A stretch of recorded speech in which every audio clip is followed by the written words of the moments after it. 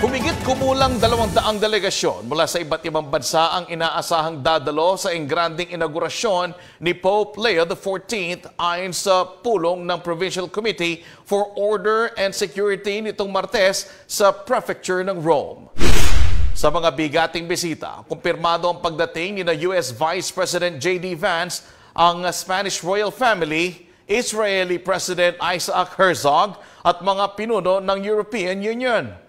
Ang unang malaking kaganapan ng Jubilee Year kasama si Pope Leo XIV ay gaganapin sa May 14, Miyerkules.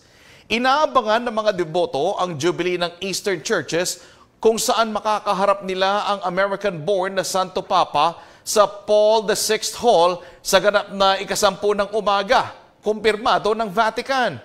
Sa ngayon, ang tanging public appearance ni Pope Leo XIV ay noon linggo sa Regina Coeli, kung saan binati niya ang mga musical band na nagdiriwang ng kanilang Holy Year sa Roma.